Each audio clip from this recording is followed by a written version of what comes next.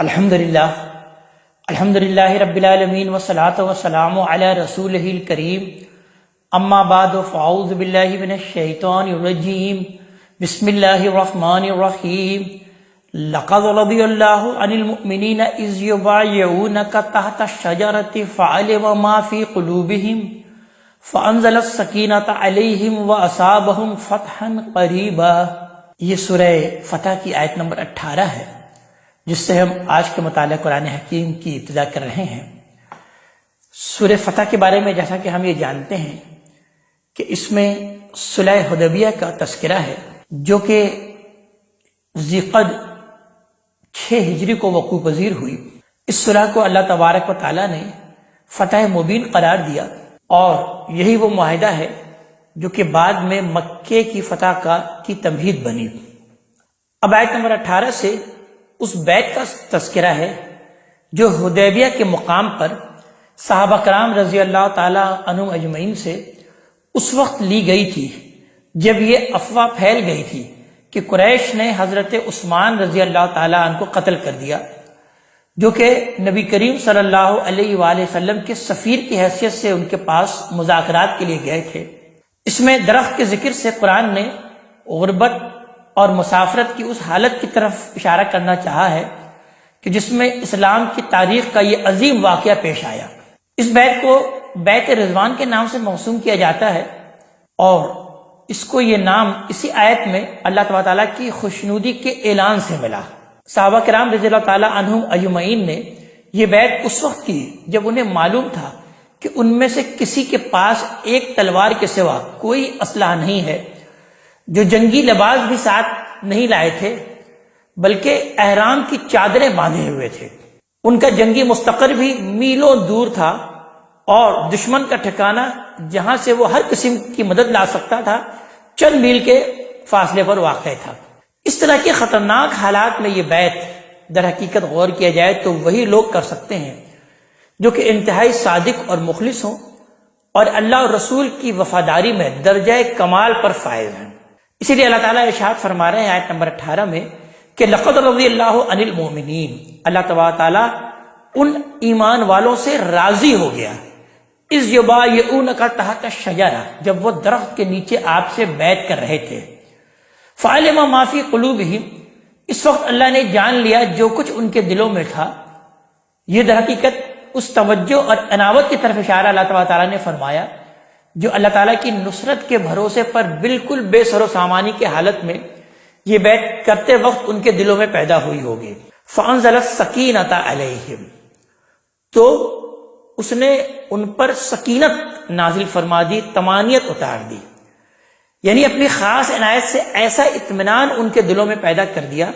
کہ وہ پوری قوت کے ساتھ اپنے فیصلے پر جمے رہے۔ یہ وہ سب سے بڑی نصرت ہے جسے سنت الہی کے مطابق ان لوگوں کو حاصل ہوتی ہے جو اللہ کے حکم پر اس کی راہ میں جہاد کے لیے کھڑے ہوتے ہیں۔ وَأَصَابَهُمْ فَتْحًا قَرِيبًا، اور ان کو ایسی فتح عطا فرما دی جو عنقریب ظاہر ہونے والی ہے۔ وَمَغَانِمَ كَثِيرَةً يَأْخُذُونَهَا، اور بہت سی غنیمتیں بھی جن کو وہ حاصل کریں گے۔ یہ در حقیقت ان فتوحات اور غنائم کی طرف اشارہ ہے جو حدیبیہ سے واپسی کے فوراً بعد مسلمانوں کو حاصل ہوئے۔ ان میں سب سے نمایاں فتح خیبر تھی، جس سے یہ اعتقاد ان کے دلوں میں راسخ ہو گیا کہ اللہ تبارک تعالیٰ کے دوسرے وعدے بھی لازماً پورے ہوں گے، اور حدیبیہ کو جو وعدہ وہ کر کے آئے ہیں وہ بھی در حقیقت ان کی شکست نہیں بلکہ ان کے لیے فتح مبین ہے۔ وَكَانَ اللَّهُ عَزِيزًا حَكِيمًا، اللہ تبارک تعالیٰ تو عزیز ہے، زبردست ہے، اور کمال حکمت والا ہے۔ وَعَدَكُمُ اللَّهُ مَغَانِمَ كَثِيرًا، ایمان والو، اللہ تبارک تعالیٰ نے بہت سی غنیمتوں کا وعدہ تم سے کیا ہے، تَأْخُذُونَهَا، جو تم حاصل کرو گے۔ فَأَجَّلَ لَكُمْ هَٰذِهِ، تو یہ پہلی فتح کے غنائم تو اس نے فوری طور پر تمہیں عطا کر دیے ہیں، یعنی فیصلہ کر دیا ہے کہ ابھی تم حملہ کرو گے اور ابھی انہیں حاصل کر لو گے۔ یہ اشارہ در حقیقت خیبر کی طرف ہے، اس لیے کہ روایتوں کے مطابق حدیبیہ کے فوراً بعد اسی کے غنائم مسلمانوں کو حاصل ہوئے تھے۔ وَكَفَّ أَيْدِيَ النَّاسِ عَنْكُمْ، اور لوگوں کے ہاتھ تم سے روک دیے، یعنی قریش کے ہاتھ جو حدیبیہ کے معاہدے کے روح سے پابند ہو چکے تھے کہ 10 سال تک مسلمانوں کے خلاف کوئی جنگی اقدام نہیں کریں گے، لہذا مسلمانوں کو اچھا موقع مل گیا کہ حدیبیہ کی فوراً بعد وہ ان یہودیوں سے نمٹ لیں جو خیبر میں ان کے خلاف مورچے بنائے بیٹھے تھے۔ وَلِتَكُونَ آیَةً لِّلْمُؤْمِنِينَ، اور ایمان والوں کے لیے اللہ کی نصرت کی ایک نشانی بن جائے۔ وَيَهْدِيَكُمْ صِرَاطًا مُسْتَقِيمًا، اور وہ تم کو سیدھے راہ کی ہدایت بخشے، یعنی ٹھیک اس طریقے پر لے آئے جس کی روایت ابراہیم علیہ السلام نے اس سرزمین میں قائم کی تھی اور جسے اب صدیوں سے فراموش کر دیا گیا ہے۔ وَأُخْرَى لَمْ تَقْدِرُوا عَلَيْهَا، اس کے علاوہ ایک اور فتح بھی ہے جس پر تم ابھی قادر نہیں ہوئے۔ اس سے در حقیقت فتح مکہ ہی مراد ہے، اور وہی مراد ہو سکتی ہے جو اس تمام جد و جہد کا اصل مقصود تھی، تاکہ اللہ کی زمین پر اس کی عبادت کا اولین معبد ایک مرتبہ پھر اسی کی عبادت کے لیے خاص کر دیا جائے۔ قد احاط اللہ بہا،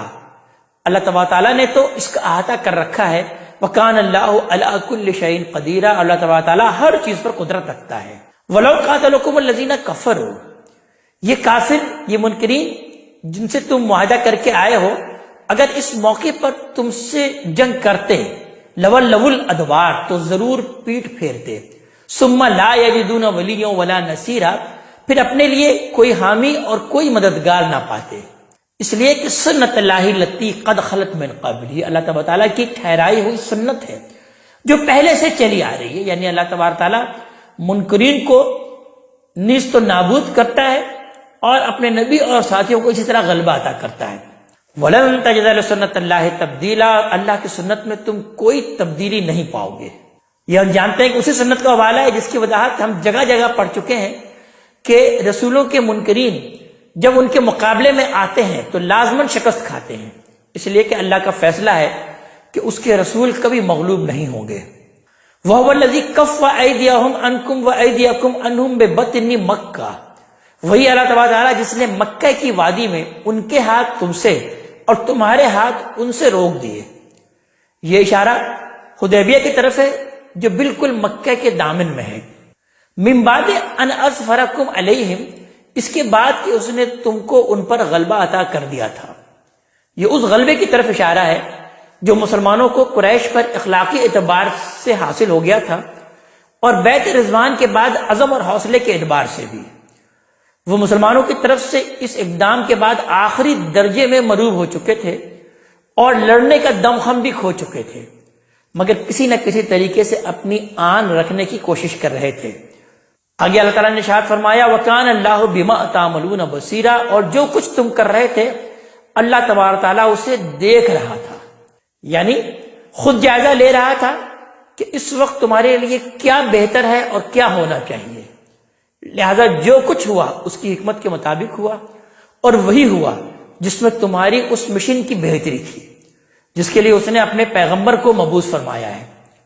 ہم الذین کفروا، یہ وہی ہیں جنہوں نے اللہ کے پیغمبر کا انکار کیا، وصدوکم عن المسجد الحرام، اور تم کو مسجد حرام سے روکا، والہدی معکوفا ان یبلغ محلہ، اور قربانی کے جانوروں کو بھی روک دیا کہ وہیں کھڑے رہ جائیں اور اپنی جگہ پر نہ پہنچ پائیں۔ مطلب یہ ہے کہ اللہ ان کے جرائم سے واقف تھا، اور یہ جرائم ایسے نہیں تھے کہ انہیں معاف کر دیا جاتا، کیونکہ اللہ تبارک تعالیٰ بادشاہ کائنات ہے، اور بادشاہ کائنات کے حضور میں جو ہدیے لائے گئے تھے ان ظالموں نے ان کو بھی روک دیا تھا۔ تو آگے ارشاد ہو رہا ہے کہ وَلَوْلَا رِجَالٌ مُؤْمِنُونَ وَنِسَاءٌ مُؤْمِنَاتٌ لَمْ تَعْلَمُوهُمْ أَن تَطَئُوهُمْ، حقیقت یہ ہے کہ اگر مکے میں اس وقت ایسے مومن مرد اور ایسی مومنہ عورتیں نہ ہوتی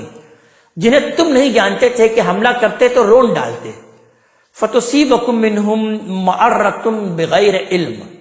پھر ان کے بعد تم پر بے خبری میں الزام آ جاتا، یعنی جو تم کرتے لا علمی میں کرتے، مگر قریش کو یہ کہنے کا موقع مل جاتا کہ یہ لوگ تو لڑائی میں خود اپنے مسلمان بھائیوں کو بھی مارنے سے نہیں چوکتے،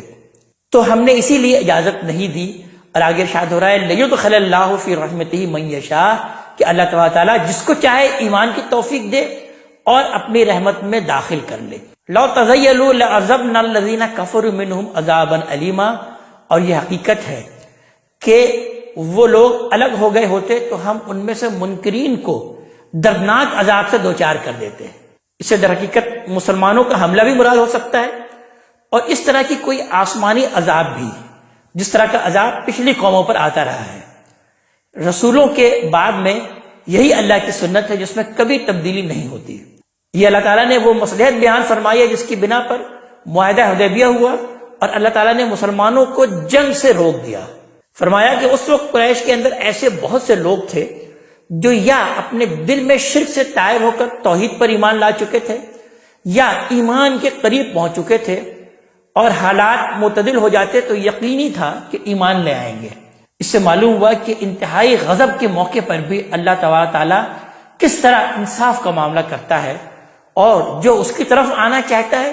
کس طرح کمال رحمت اور شفقت سے اللہ تبارک تعالیٰ ان کی حفاظت فرماتا ہے۔ نیز اس سے یہ سبق بھی ملا کہ اخلاقی تقاضے دوسری ہر چیز سے مقدم ہیں،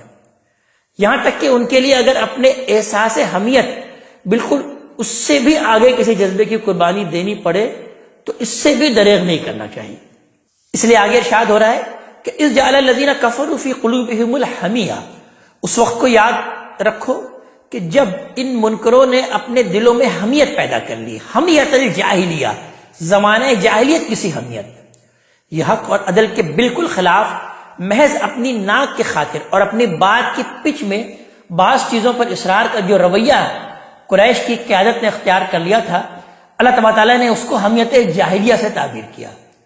ان پر یہ حقیقت واضح تھی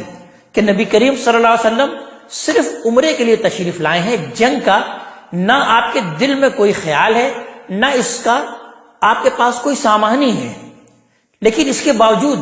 وہ کسی طرح آپ کو اللہ کے گھر میں داخل ہونے اور اس کے حضور میں اپنے لائے ہوئے ہدیہ پیش کرنے کی اجازت دینے پر راضی نہیں ہوئے۔ نبی کریم صلی اللہ علیہ وسلم نے جو اپنے سفیر ان کے پاس اپنی آمد کے غرض سے آگاہ کرنے کے لیے بھیجے، ان کی سفارتی حیثیت کا نہ صرف یہ کہ انہوں نے کوئی احترام نہیں کیا، بلکہ ان میں سے ایک سفیر کے وہ قتل کے درپے ہو گئے، اور دوسرے کو انہوں نے اس طرح لیت و لال میں رکھا کہ مسلمانوں کے اندر یہ افواہ پھیل گئی کہ ان کو بھی انہوں نے قتل کر دیا۔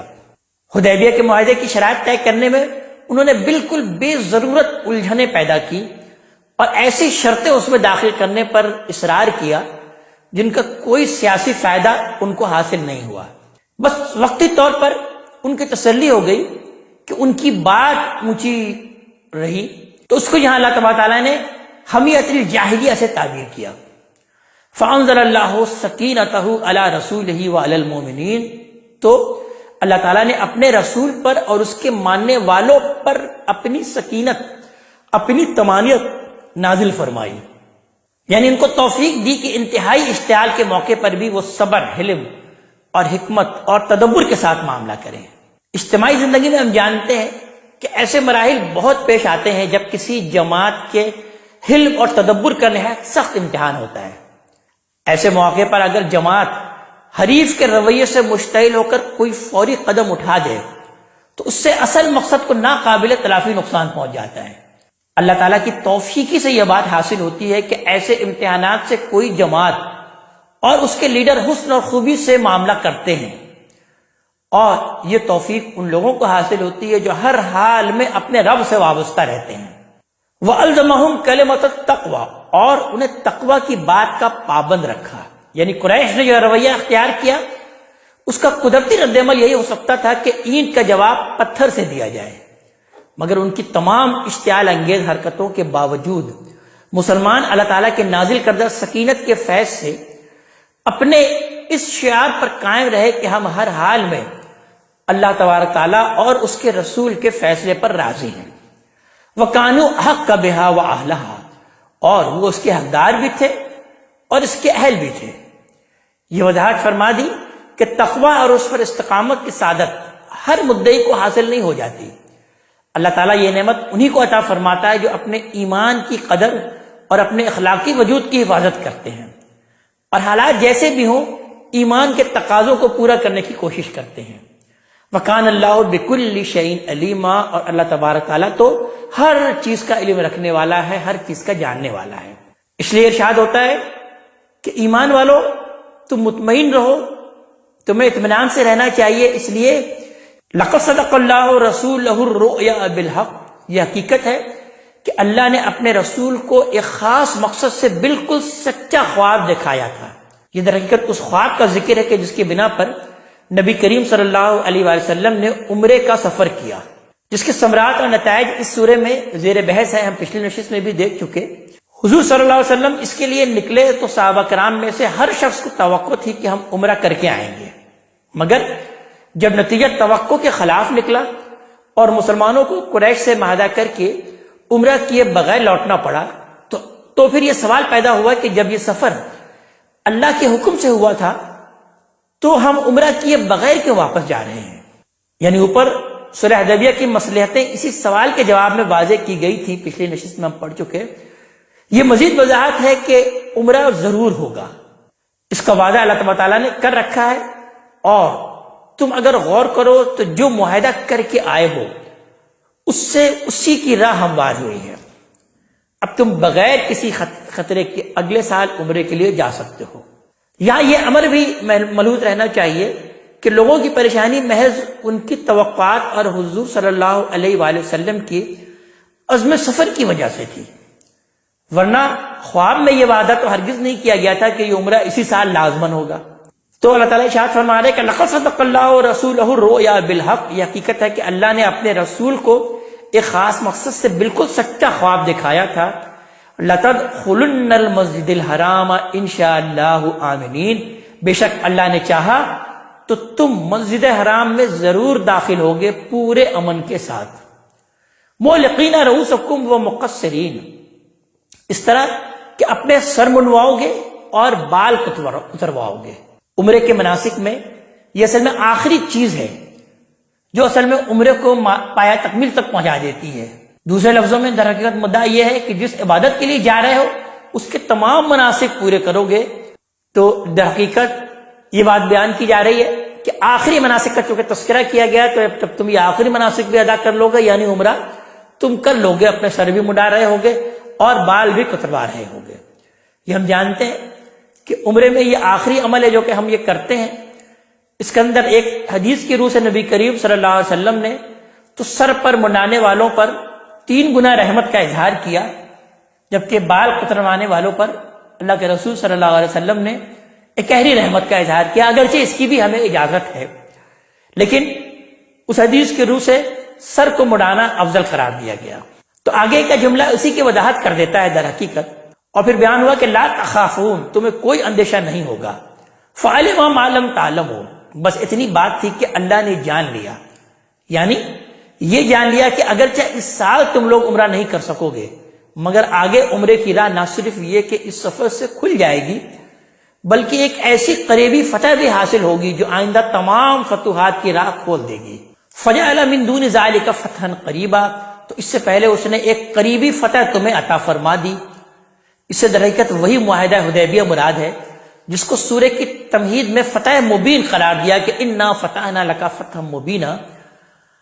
اس کو قریبی فتح مکہ کی رعایت سے کہا ہے کہ جو ابھی کچھ دور تھی۔ هو الذی ارسل رسولہ بالہدی والدین الحق، وہی اللہ تبارک تعالیٰ جس نے اپنے رسول کو ہدایت اور دین حق کے ساتھ بھیجا ہے، لِیُظْہِرَہُ عَلَى الدِّینِ کُلِّہ، تاکہ اس سرزمین کے تمام ادیان پر وہ اس کو غالب کر دے۔ یہ در حقیقت آخری فتح کا بیان ہے۔ مطلب یہ ہے کہ جس اللہ نے اپنی یہ شانیں دکھائی ہیں اس پر بھروسہ رکھو۔ اس نے اپنے پیغمبر کو مغلوب ہو جانے کے لیے نہیں بھیجا، لہذا اس قریبی فتح کے بعد جو حدیبیہ میں تم کو حاصل ہوئی ہے، اب فتح مکہ بھی زیادہ دور نہیں ہے۔ رسولوں کے باب میں اللہ تبارک تعالیٰ کی یہی سنت ہے کہ ان کی طرف سے اتمام میں حجت کے بعد اللہ تعالیٰ ان کے منکرین پر رسول کو غلبہ عطا کر دیتا ہے۔ یہاں پر در حقیقت رسول کے ہی غلبے کا تذکرہ ہے۔ وَكَفَى بِاللَّهِ شَهِيدًا، یہ ہو کر رہنا ہے اور اس کی گواہی کے لیے اللہ تبارک تعالیٰ ہی کافی ہے۔ محمد الرسول اللہ، محمد اللہ کے رسول، والذین معہ، اور جو ان کے ساتھ ہیں، اشداء علی الکفار رحماء بینہم، وہ منکروں پر سخت اور آپس میں مہربان ہیں۔ یہ ان منافقین کے مقابل میں مخلصین صحابہ کا کردار بیان کیا جو مسلمانوں کے لیے تو روز بد کے منتظر رہتے تھے، مگر کفار میں اپنے دوستوں کو اطمینان دلاتے تھے کہ کوئی خطرہ پیش آیا تو وہ انہی کے ساتھ ہوں گے۔ فرمایا کہ پیغمبر کے یہ ساتھی آپس میں نہایت رحم دل ہیں، مگر اپنی ایمان کی پختگی اور سیرت کی مضبوطی کے لحاظ سے منکروں کے لیے گویا پتھر کی چٹان ہیں، ان میں سے کوئی ان کو اپنے مقاصد کے لیے استعمال نہیں کر سکتا۔ آیت میں اس کے لیے اشداء علی الکفار کے جو الفاظ آئے ہیں ان کا صحیح مفہوم بھی یہی ہے۔ ان کا ہرگز یہ مطلب نہیں ہے کہ وہ منکروں کے ساتھ درستی اور تندخوئی سے پیش آتے ہیں، یعنی بعض لوگ جیسے اس کے سے یہ مراد لیتے ہیں کہ ہمیں منکروں کے ساتھ، کافروں کے ساتھ درستی کے ساتھ پیش آنا چاہیے اور تندخوئی کے ساتھ پیش آنا چاہیے، یہ ہرگز مطلب نہیں لیا جا سکتا۔ مزید ان کی صفات بیان ہو رہی ہے اللہ کے رسول کے ساتھیوں کی کہ تراہم رکعا سجدا یبتغون فضلا من اللہ ورضوانا، آپ ان کو اللہ کے فضل اور اس کی خوشنودی کے طالب میں رکوع اور سجود میں سرگرم دیکھیں گے۔ یہ خالق کے ساتھ ان کے تعلق کی تصویر ہے جس سے ان کی اللہ کی طرف توجہ اور شب داری اور تہجد گزاری کو اللہ تعالیٰ نے یہاں پر نمایاں کیا ہے۔ آگے اسی کا نتیجہ بیان فرمایا ہے کہ کثرت سجود سے ان کی پیشانیوں پر نشان پڑ گئے ہیں جن سے تم ان کو بالکل الگ پہچان سکتے ہو۔ سیماہم فی وجوہہم من اثر السجود، ان کی پہچان ان کے چہروں پر سجدوں کے نشان سے ہے۔ ذالک مثلہم فی التوراہ، یہ ان کی مثال تورات میں ہے۔ یہ اشارہ غالباً کتاب استثناء کی ان آیات کی طرف ہے جن میں آپ کے صحابہ کے لیے قدوسیوں کا لفظ استعمال ہوا ہے۔ اس میں ارشاد ہوتا ہے اس کے باب 32 کے ورس نمبر 2 اور 3 میں، خداوند سینہ سے آیا اور شعیر سے ان پر طلوع ہوا، وہ کوہ فاران سے جلوہ گر ہوا اور 10,000 قدوسیوں کے ساتھ آیا۔ اس کے داہنے ہاتھ ایک آتشی شریعت ان کے لیے تھی، وہ بے شک قوموں سے محبت رکھتا ہے، اس کے سب مقدس لوگ تیرے ہاتھ میں ہیں اور تیرے قدموں میں ایک ایک تیری باتوں سے مستفید ہوگا۔ پھر آگے انجیل کا تذکرہ ہو رہا ہے کہ مثلہم فی الانجیل، اور انجیل میں ان کی تمثیل یہ ہے کہ کزر ان اخرج شطأ، کہ جیسے کھیتی ہو جس نے اپنی سوئی نکالی، فآذرہ، پھر اس کو سہارا دیا، فاستغلظ فاستوى علی سوقہ، پھر وہ موٹی ہوئی، پھر اپنے تنے پر کھڑی ہو گئی۔ تورات کی تمثیل میں صحابہ کرام کے زہد اور ان کے غلبہ اور تمکن اور لوگوں کے ساتھ ان کے عدل اور رحم کی تصویر ہے، اور انجیل کی تمثیل میں اس بات کو نمایاں کیا ہے کہ ان کی ابتدا اگرچہ کوپل کی طرح کمزور تھی مگر اس سے ارتقا کرتے ہوئے یہ ایک دن تناور درخت بن گئے جس کے سائے میں بڑی بڑی قوموں نے پناہ لی۔ متا میں یہ تمثیل کچھ اس طرح سے نقل ہوتی ہے، اس کے چیپٹر 31 کے ورس نمبر 3 سے 13 میں بیان ہوتا ہے، اس نے ایک اور تمثیل پیش کر کے کہا کہ آسمان کی بادشاہی اس رائی کے دانے کے مانند ہے جسے کسی آدمی نے اپنے کھیت میں بو دیا، وہ سب بیجوں سے چھوٹا تو ہے لیکن جب بڑھتا ہے تو سب ترکاریوں سے بڑا اور ایسا درخت ہو جاتا ہے کہ ہوا کے پرندے آ کر اس کی ڈالیوں میں بسیرا کرتے ہیں۔ یہ تمثیل معمولی تغیر الفاظ کے ساتھ مرقس کے باب 4 اور لوقا کے باب 8 میں بھی آئی ہے۔ اسی تمثیل کی قرآن نے یوں وضاحت فرمائی ہے کہ جو حال کھیتی کی نشوونما کا ہوتا ہے وہی حال اسلام کے تدریجی عروج اور کمال کا ہوگا۔ کھیت میں جو دانے بوئے جاتے ہیں اول وہ باریک سوئیوں سے نکالتے ہیں، پھر ان کو مزید سہارا ملتا ہے جس سے سوئیاں موٹی اور قوی ہو جاتی ہیں اور کھیتی اپنے تنے پر کھڑی ہو جاتی ہے۔ اسی طرح ایک دن آئے گا کہ جو بیج عرب کی سرزمین پر بویا گیا ہے اس کی فصل شباب پر آئے گی جو اپنے بونے اور آبیاری کرنے والوں کے دلوں کو تو موہ لے گی اور ساتھ ہی ان لوگوں کے دلوں کو غم اور غصے سے جلائے گی جنہوں نے اس کی نشوونما کو روکنے کے لیے اپنی ایڑی چوٹی کا زور لگایا تھا، یعنی کفار کی طرف اشارہ ہے۔ یوجب الزراء لیغیظ بہم الکفار، بونے والے کے دلوں کو یہ موہتی ہیں، خوشنما معلوم ہوتی ہیں کہ منکروں کے دل ان سے جلائیں۔ تمثیل میں یہاں مراد چونکہ اہل ایمان ہے، اس وجہ سے آخر میں یہ ظاہر کر کے کہ ان کا عروج بالآخر ایک دن کفار کے لیے باعث حسرت اور حسد ہوگا، تو گویا اس تمثیل کے ممثل کو اللہ تعالیٰ نے ظاہر کر دیا کہ وعد اللہ الذین آمنوا وعملوا الصالحات منہم مغفرۃ واجرا عظیما، اللہ تعالیٰ نے ان لوگوں سے جو ان میں سے ایمان لائے اور انہوں نے نیک عمل کیے مغفرت اور اجر عظیم کا وعدہ فرمایا ہے۔ اس آیت پر یہ سورہ مبارکہ اپنے ختام کو پہنچتی ہے۔ اللہ تبارک تعالی ہمیں اپنے کلام کا فہم عطا فرمائے اور عمل کی توفیق عطا فرمائے۔ اقول قولی ھذا واستغفر اللہ لی ولکم ولسائر المسلمین والمسلمات۔